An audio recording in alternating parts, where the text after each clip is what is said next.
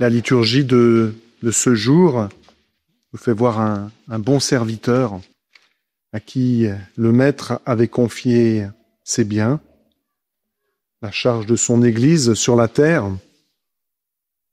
Vous savez que le pape, le Saint-Père, est le doux Christ sur la terre, selon la belle expression de sainte Catherine de Sienne.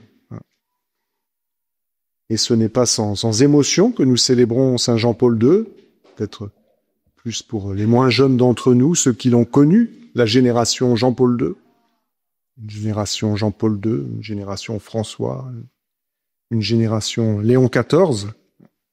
Mais ce pape qui a quand même été à la tête de l'Église durant 26 ans, c'est quand même pas rien, a bien sûr beaucoup marqué. Il a été vraiment un témoin.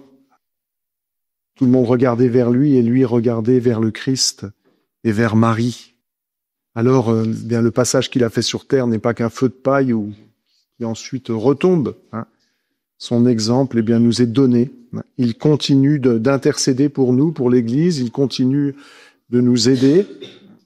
Donc, n'ayons pas peur de nous tourner vers lui, vers ce bon pasteur, ce bon berger. On se souvient de ces mots qu'il répétait souvent. Il a répété justement ce 22 octobre 1978 sur la place Saint-Pierre, « N'ayez pas peur ». Un véritable cri reprenant les paroles de l'Écriture sainte, qui ne cesse de nous inviter à la confiance. Sois sans crainte, petit troupeau.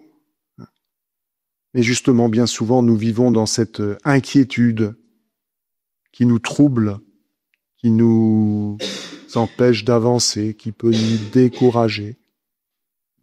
Demandons cette grâce à Saint Jean-Paul II, vraiment de mettre dans nos cœurs cette lumière, cette force, ce courage, cette espérance qui était en lui, la force de l'Esprit Saint même. Les difficultés, il en a rencontré de tous ordres, nous le savons bien, à l'intérieur de l'Église, dans le monde, dans la société. Il y avait le communisme qui était là, le rideau de fer.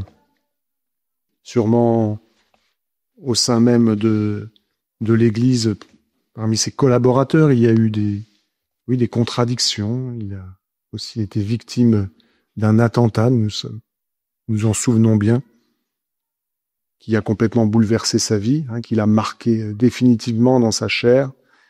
Et puis ensuite, là où les forces diminuaient, il a véritablement offert sa vie. Il a toujours annoncé le message de Jésus, mais dans les premières années de son pontificat, par sa bouche, par ses paroles, et puis ensuite également par ses actes, par sa vie configurée à Jésus souffrant. Alors confions-nous à Saint Jean-Paul II. N'hésitons pas à lui demander des grâces que nous estimons difficiles, voire même impossibles. Il peut faire des miracles. Il faut que nous y croyions. N'ayons pas peur de lui demander beaucoup pour nous-mêmes et puis pour toute l'Église.